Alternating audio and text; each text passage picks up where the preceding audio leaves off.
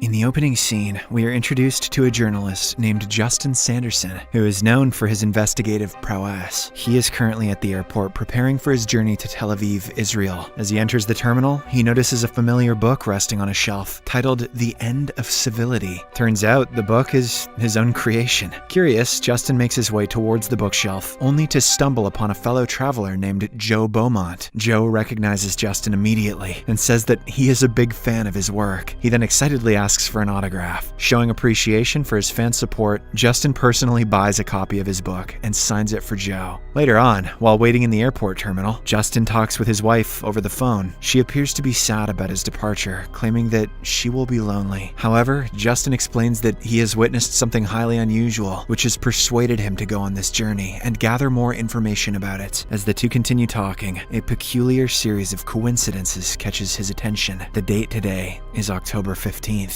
And the flight number is 1015. Furthermore, an unexpected delay in the departure time means that the plane will now be taking off at 10:15 instead of 9:30. Careful, Justin. You don't want to jump the shark like Jim Carrey. After a while, the passengers, including Justin, proceed to board the awaiting flight. As he steps inside, he notices a family having difficulties with their seat arrangements. They are struggling to adjust their children. Surprisingly, Justin offers his own seat to the family, generously accommodating their needs. He then retreats to the main cabin compartment, where he reunites with Joe. Just as Justin settles into his new seat, he discovers a peculiar MP3 player hidden behind the seat in front of him. Intrigued by it, he plugs in a pair of earphones and starts playback of a podcast entitled Enigmatique, featuring an episode titled The Tragic Mystery of Flight 1015. Surprisingly, the narrator is talking about this very flight, just like I am. Whoa. He says that in the next hour, the flight will vanish from the radar, never to be seen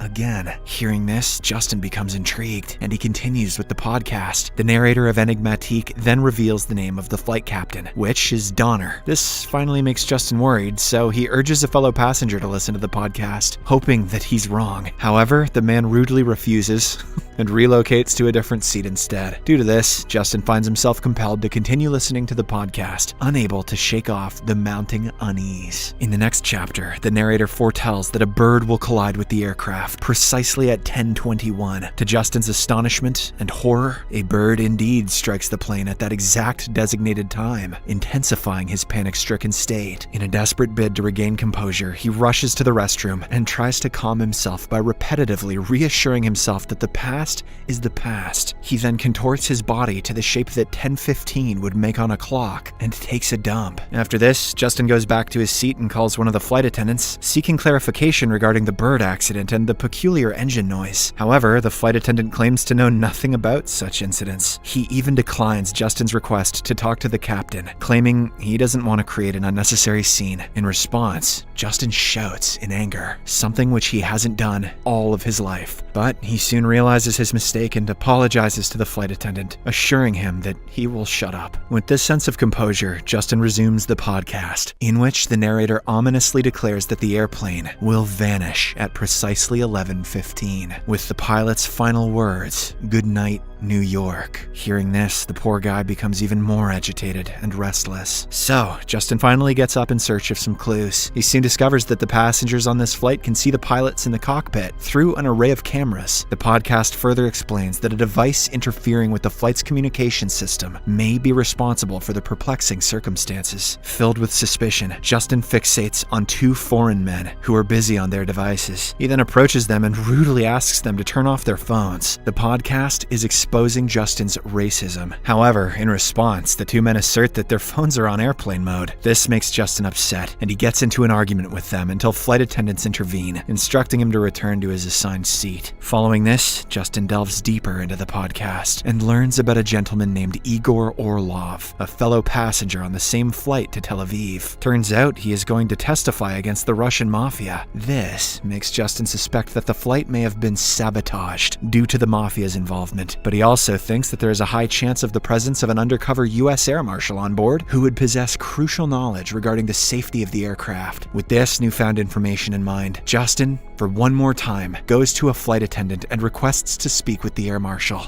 However, the flight attendant, understandably annoyed by his persistent inquiries, asks him for a huge favor to remain in his seat. With no one to listen, Justin goes to Joe and confides in him. Joe, being a pilot himself, says that the air marshals often possess a similarly deceptive mindset to that of terrorists, inadvertently persuading Justin to investigate the Russian passenger's belongings. Justin then sneaks into the Russian passenger's luggage compartment and begins checking their bags while they are asleep. The other passengers in the plane notice this, but Justin doesn't stop. As he attempts to open the overhead cabin, he unintentionally drops a bag on one of the Russian passengers. This causes a scene, and the two men start arguing. Just then, Justin spills out the fact that the Russian mafia intends to execute Igor Orlov, sending everyone into a state of panic. Even Igor Orlov himself emerges from the first class section, worried and scared. In order to resolve the situation, Captain Donner walks out of the cockpit and warns Justin against causing further problems. The other passengers also start recording him, forcing Justin to silently return to his seat. Following this, he turns the podcast back on, and the narrator shockingly reveals that Justin is the one who is directly linked to the flight's disappearance. In addition, he plays the audio of Justin's previous altercation with the Russian passengers. This leaves our protagonist completely speechless, but before he can react, Captain Donner takes him to the flight attendant's dock and talks to him about his erratic behavior. However, Justin continues arguing and warns the captain not to utter the phrase "Goodnight, New York," as it will be the last thing they hear before the flight vanishes. This convinces the captain that Justin is mentally unstable and experiencing a psychotic episode. Shortly after, the air marshal finally reveals her identity and arrests Justin for threatening the entire flight. Justin is now seated alongside the U.S. air marshal, who tells him that he will receive immediate psychological assistance once they land. Nevertheless, Justin still tries to convince her that he is not undergoing any form of mental breakdown and asserts that he possesses evidence of what is about to unfold. However,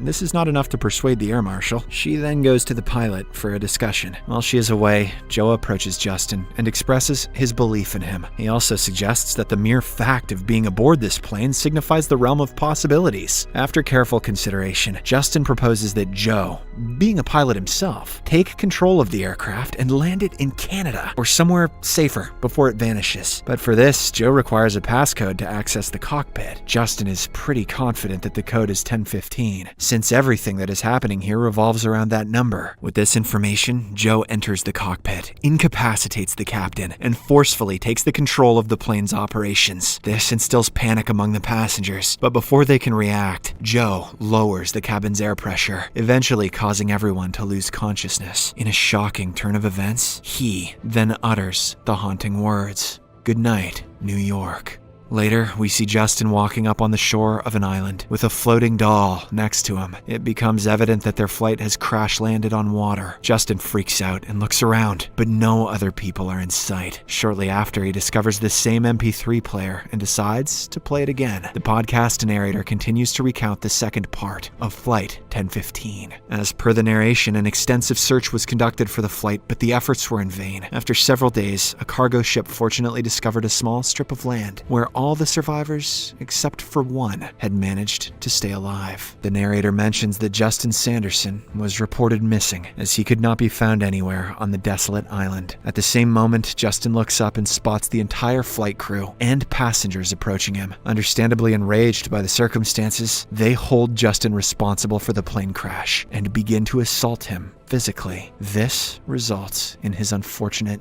death. It's okay though, it wasn't real. It was just an episode of a TV show about an author who's listening to a podcast that was made by somebody, and then the whole thing was written up by our writer, and then I told it. Adam Scott is fine. Watch Severance.